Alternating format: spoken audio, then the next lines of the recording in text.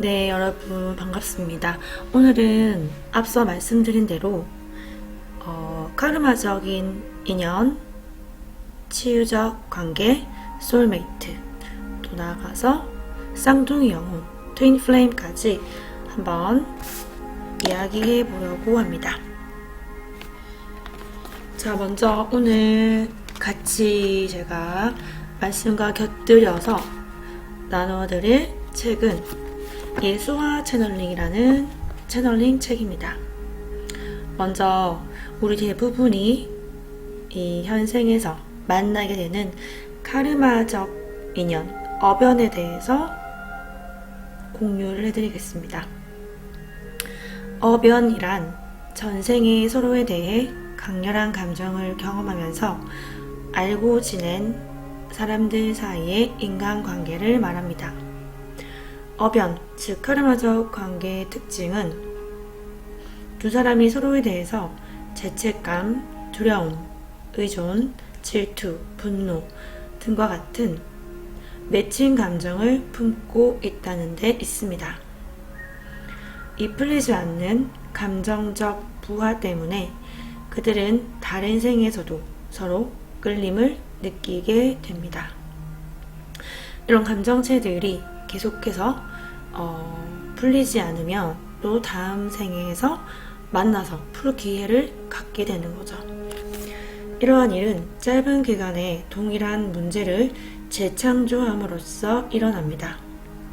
그들이 맨 처음 만나면 이 카르마 게임의 선수들은 서로에게 다가가고 싶은 충동을 느끼고 조금 지나면 그들은 해묵은 감정적 역할 패턴을 되풀이하기 시작합니다. 이제 해묵은 문제를 새롭게 대면하여 어쩌면 그것을 좀 더 깨어있는 방식으로 다룰 수 있는 무대가 마련되는 것입니다. 좀 더 깨어있는 방식으로 이러한 감정적인 패턴을, 감정적 문제들의 패턴을 다룰 수 있는 기회가 또 주어지는 겁니다. 이 새로운 만남의 영적인 목적은 두 사람으로 하여금 전생에 했던 것과는 다른 선택을 하는 겁니다. 예를 들면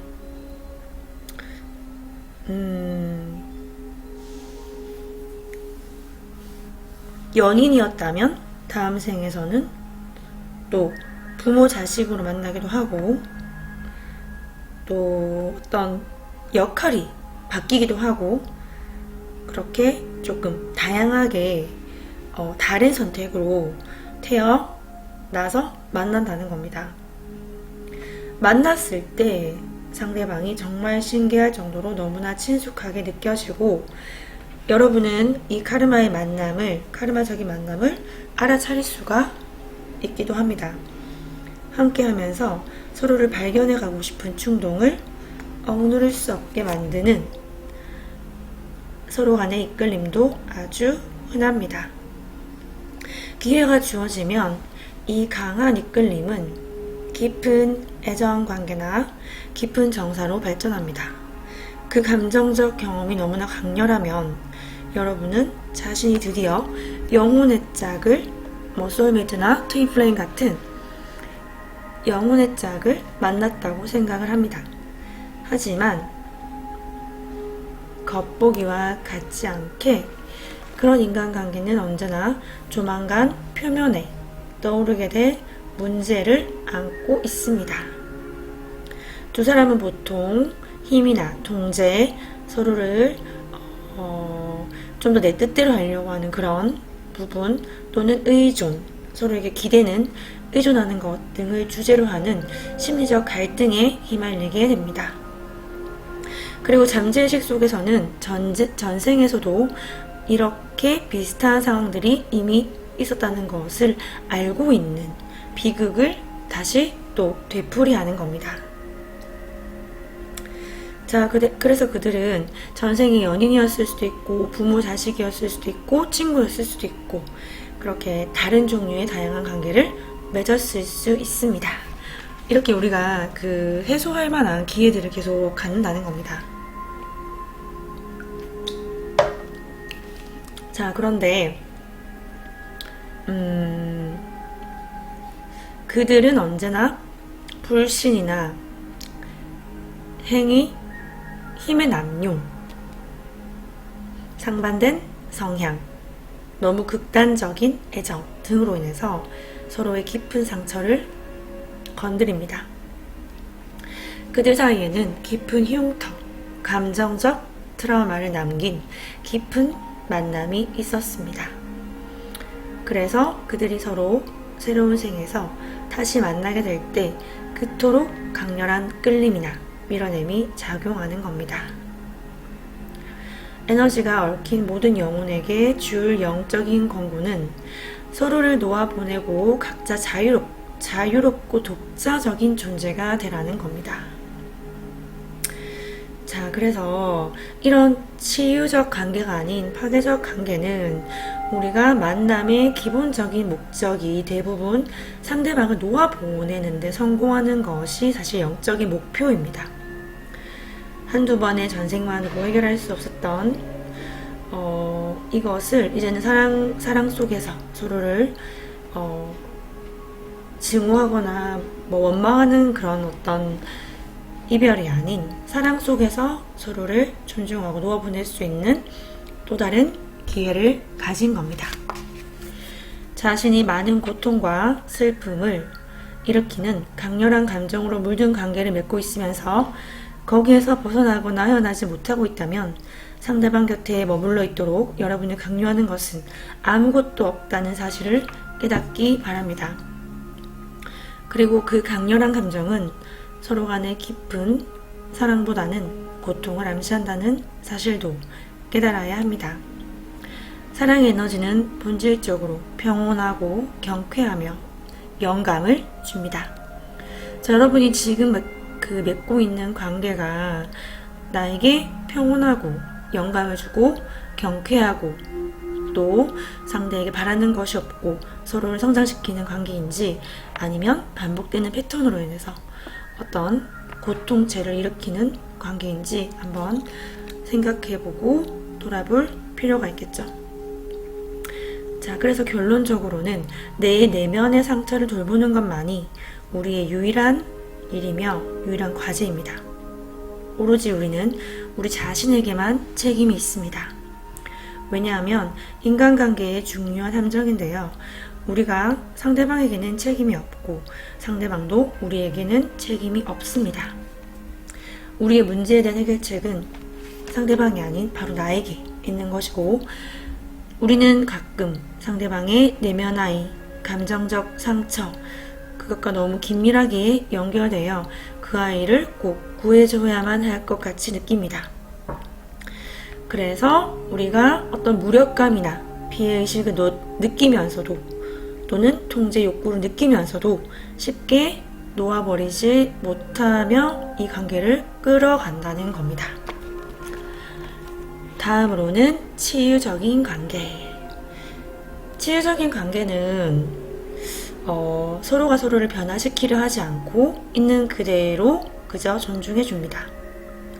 그들이 함께하면 즐겁고 또 상대방이 곁에 없더라도 불편하거나 외로워서 그리워하지 않습니다.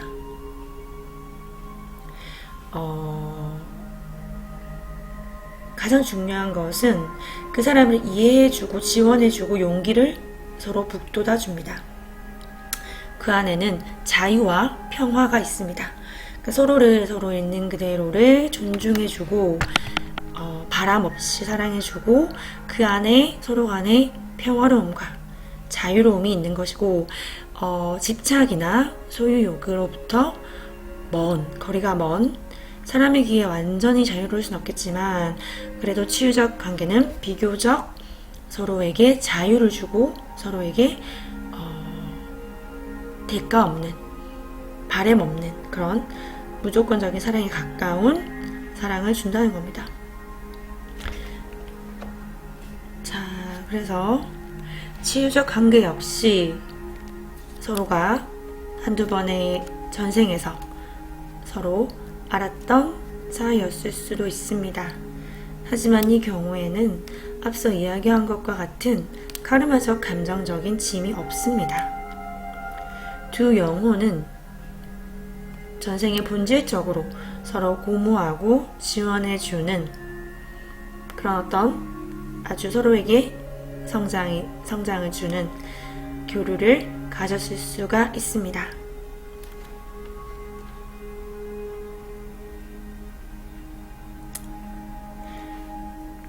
자, 치유적 관계와 파괴적 관계의 차이가 느껴지시나요, 여러분?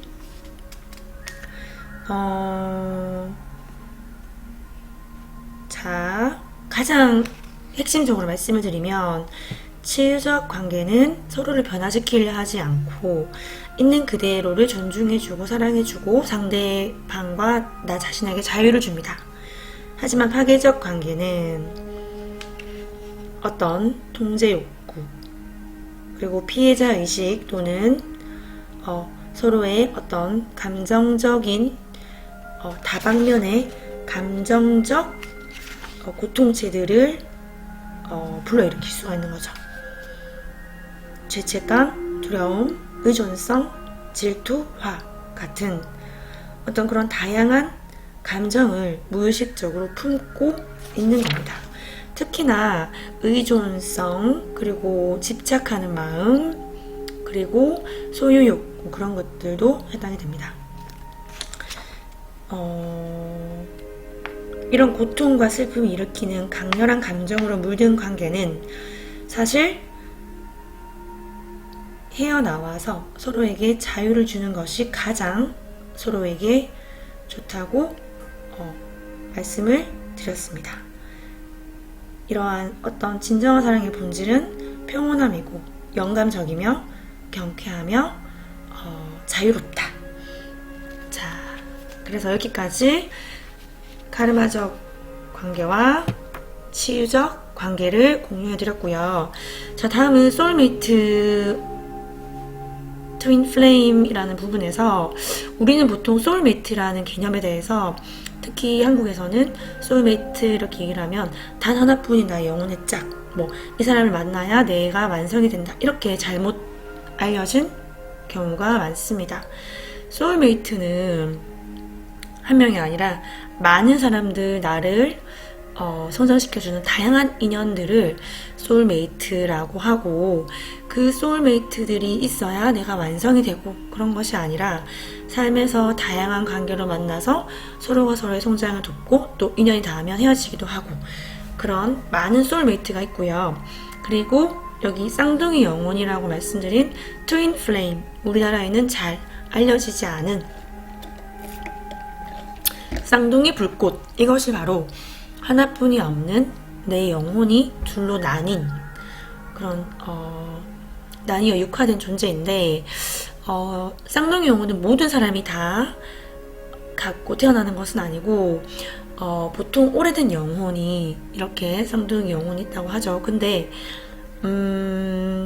이 또한 내가 쌍둥이 영혼 트윈 플레임을 만나야만 완전한 사람이 된다. 영혼이 완전해진다. 그런 것이 아니라 나는 그저 나로서 완전한 존재.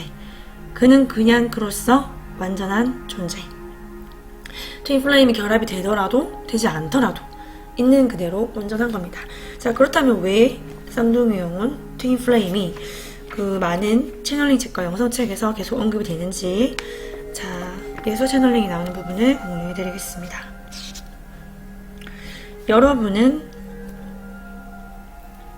이원성을 초월할 때에만 쌍둥이 영혼을 만날 것입니다. 자신을 다시금 자기 안의 신, 나뉘지 않는 전체이며 그 어떠한 형상도 취할 수 있는 신과 동일시할 때 말입니다. 쌍둥이 영혼은 집으로 돌아가는 길에 서로 다시 만납니다. 자, 이원성이라면 빛과 어둠, 밤과 낮, 밀물과 썰물, 남과 여 이런 두 극에 나뉘어 있는 이 이원적인 것이 사실 전체이자 하나인 신성, 우주 근원, 그리고 곧 그것이 나라는 것을 믿는 것이 아니라 믿음 이상으로 알게 될 때, 그때야 만나서 집으로 돌아간다는 거죠. 자, 그래서 조금 이제 뭐 영성이나 또 영혼에 대해서 또 채널링 이런 어떤 뭐 영계, 뭐 천사, 소천사 이런 부분에 있어서 카르마 등등 조금 마음이 완전히 열려있지 않으신 상태로 듣고 계시다면 많이 거부감이나 저항감이 드실 수가 있을 겁니다. 그쵸? 그러면 이 마음의 준비가 되셨을 때 마음이 완전히 열릴 수 있다. 내가 믿지 않더라도 듣는 열린 마음으로 들을 수 있다 하실 때 이런 부분은 접하시는 게 더 좋다고 생각을 합니다. 자, 계속해서 잠시 여정의 출발점으로 돌아가 봅시다. 일체의 상태를 떠나 개체가 되는 순간, 즉 그 무조건적인 사랑 온 근원 안에 있던 일체의 상태에서 내가 하나의 존재로 사람으로 태어나는 순간 우리는 이원성으로 들어섭니다. 어둠과 빛, 큰 것과 작은 것, 병과 건강 등등이 존재합니다. 현실이 나뉘었습니다. 여러분은 더 이상 자신이 진정 누구인지를 가늠할 기준을 갖고 있지 않습니다. 처음에는 전체의 일부임에서 자신의 정체를 취했습니다. 이제 여러분은 전체로부터 떨어져 나온 하나의 조각이 되었습니다. 자, 하지만 여러분이 알지 못하는 가운데 여러분과 동등한 누군가, 그 무엇보다도 여러분과 가장 많이 닮은 누군가가 여러분과 동행을 합니다. 이것이 바로 쌍둥이 영혼 트윈플레임이고요. 이 둘은 일체성의 담요 속에서 동일한 공간을 차지하고 있었습니다. 서로 너무나 가까웠기에 태어나기 전까지는 자신이 둘이라는 것을 몰랐습니다. 둘을 연결하고 있는 것이 이원성 너머의 어떤 것입니다.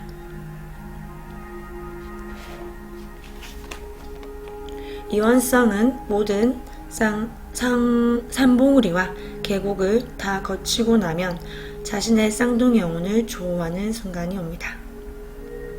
쌍둥이 영혼의 에너지와 모습에서 여러분은 자신의 매우 깊은 일부분, 이원성 너머의 나의 본성을 알아볼 것입니다. 그리고 이 인식을 통해 우리는 자신을 더 잘 이해하기 시작하고 진짜 내가 누구인지를 알아가기 시작을 합니다. 진정한 치유와 진정한 자기의 발견이 시작이 되는 겁니다. 자신을 더 잘 알게 되는 더 잘 아는 개인이 되어서 지상에서 창조성과 사랑을 꽃피우도록 서로가 서로의 어떤 그런 성장을 도와주는 역할을 하게 됩니다. 자, 그러면 이러한 상태가 되면 둘 사이에 어떤 그런 결합, 연결이 되면 그 작용으로 태어나는 제3의 에너지가 생겨납니다.